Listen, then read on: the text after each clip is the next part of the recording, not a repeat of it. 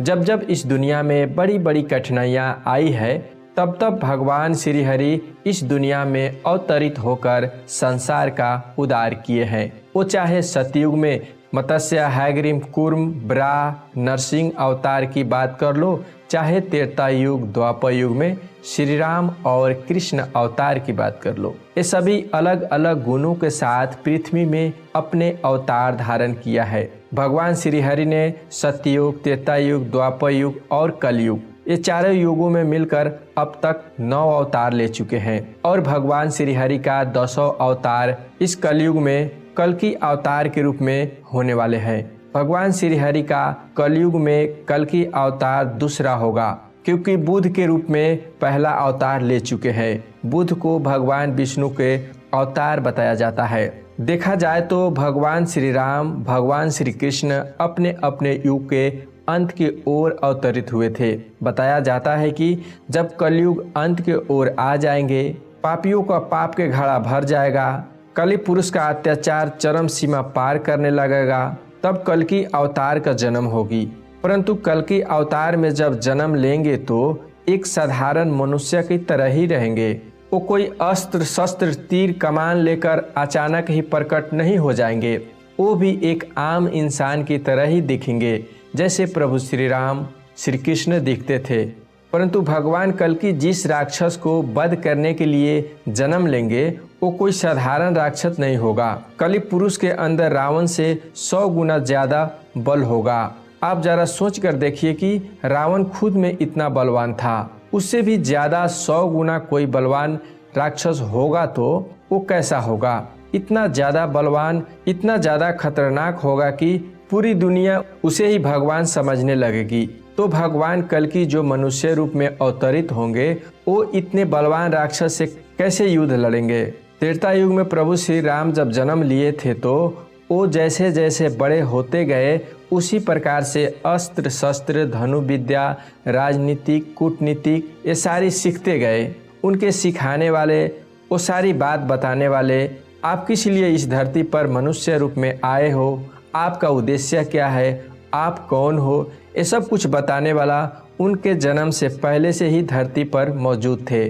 कुल गुरु कृपाचार्य, गुरु विश्वामित्र, हनुमान जी आदि। ठीक उसी तरह भगवान कल्कि का जन्म से पहले से ही कुछ लोग इस पृथ्वी पर मौजूद है। जी हाँ, जो बताते हैं कि भगवान कल्कि अवतार में अवश्य प्रकट होंगे। कुछ सबूत आपको सामने रखेंगे जिसे आपको भी मानने के लिए मजबूर कर देगा। कुछ चीज़ें हैं जो मैं आपको बताऊंगा, और भगवान कल्कि का साथ कौन कौन देगा और कौन है वो 7 चिरंजीवी जो भगवान कल्कि का आने का इंतजार कर रहा है। वो 7 चिरंजीवी कौन कौन है मैं पिछले वीडियो में ही बता चुका हूँ, एंड में आ जाएगा तो देख लीजिएगा। भगवान कल्कि का अस्त्र शस्त्र क्या होगा, उनकी वाहन क्या होगी, और कल्कि अवतार जन्म लेंगे, इसका सबूत क्या है। तो नमस्कार दोस्तों, अभी तक चैनल को सब्सक्राइब नहीं किया है तो चैनल को सब्सक्राइब कर दीजिए और वीडियो को लाइक करना ना भूले। तो आइए जानते हैं, आज की इस एपिसोड में हम जानेंगे कि भगवान कल्कि जब जन्म लेंगे तो उनके अस्त्र शस्त्र क्या होगा, उनके ताकत किस प्रकार की होगी, युद्ध नीतियाँ किस प्रकार की होगी, और वो कौन कौन से हथियार का उपयोग करेंगे। इसको समझने के लिए कुंती पुत्र कर्ण के जीवन से समझना होगा।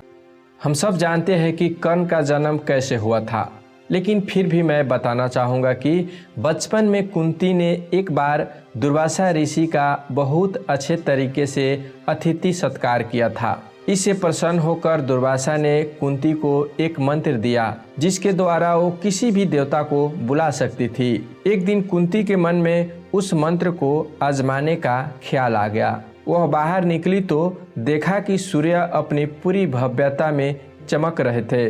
उनकी भव्यता देखकर वह बोल पड़ी, मैं चाहता हूँ कि सूर्यदेव आ जाए। फिर सूर्यदेव प्रकट हो गए और सूर्यदेव की कृपा से कुंती गर्भवती हो गई और एक बालक का जन्म हुआ। जन्म से ही उसके कान में सोने के कुंडल और उसके छाती पर एक प्राकृतिक कवच था। वो बालक कोई और नहीं कर्ण था। कर्ण के कवच और कुंडल जब कर्ण से भगवान इंद्र ने कवच और कुंडल मांग लिए थे, इंद्र ने एक साधु के रूप धारण करके आया था और बोले थे कि आपके कवच और कुंडल दे दो। और कर्ण ने अपने कवच और कुंडल निकाल के उसे सौंप दिए थे। उन्होंने इस कवच और कुंडल को एक ऐसी समुद्र के पास रख दिया था जिस समुद्र में सबसे पहले सूर्य की किरण पड़ती है, और वह जगह माना जाता है कि उड़ीसा के कोणार्क में स्थित है। वहाँ पर एक ऐसा सूर्य मंदिर है, लोगों को मानना है कि इस सूर्य मंदिर के अंदर कर्ण के कवच और कुंडल आज भी मौजूद है। इस मंदिर में कभी पूजा नहीं होती है। इतना विशाल, इतना भव्य मंदिर, इनमें कभी पूजा क्यों नहीं हुई और क्यों इसके अंदर जाके पूजा नहीं कर पाए? जानकार बताते हैं कि भगवान इंद्र कर्ण से कवच और कुंडल लेकर यहीं पर रख दिए थे। यह जो मंदिर है, मंदिर के नीचे की तरफ एक सुरंग गई हुई है जो कि काफी निचले हिस्से तक जाती है। वहीं पर कर्ण के कवच और कुंडल आज भी रखे हुए हैं, और माना जाता है कि जब भगवान कल्कि जब अवतरित होंगे तो कर्ण के इसी कवच और कुंडल को धारण करेंगे। दूसरा प्रमाण यह भी है कि जब श्री कृष्ण अपने देह का त्याग कर रहे थे तो उनका जो सुदर्शन चक्र था वह केवल श्री कृष्ण ही उपयोग कर सकते थे, या भगवान विष्णु के जो कोई अवतार थे वही सुदर्शन चक्र का उपयोग कर सकते थे। कोई भी सुदर्शन चक्र को नहीं संभाल सकता था। जब श्री कृष्ण देह त्याग कर रहे थे तो सुदर्शन चक्र को खुद को पृथ्वी में अंदर ही समाहित कर लिया था। लेकिन क्यों? इसके पीछे का कोई कारण होगा। कारण ये माना जाता है कि भगवान कल्कि जब आएंगे तब सुदर्शन चक्र जो है धरती चीर कर वापस से निकलेगा और भगवान कल्कि उसे धारण करेंगे। सोचने वाली बात है कि आखिर वह सुदर्शन चक्र से युद्ध कैसे करेंगे, उसकी क्या योजना होगी। यह चीज़ें उन्हें कोई और नहीं, भगवान परशुराम ही सिखाएंगे, जो कि आज भी जीवित है।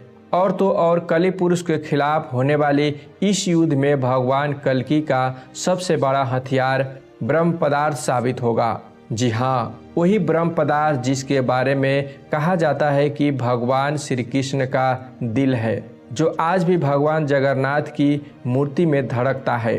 धर्म विद्वानों को माने तो ब्रह्म पदार्थ में असीमित शक्तियाँ, और कलयुग में इसी ब्रह्म पदार्थ की मदद से कल्कि अवतार कलि पुरुष को पराजित करेंगे।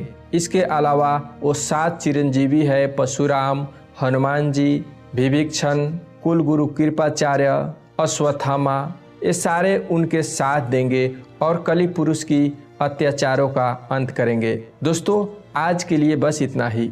वीडियो पसंद आई हो तो वीडियो को लाइक और चैनल को सब्सक्राइब जरूर कर देना। धन्यवाद।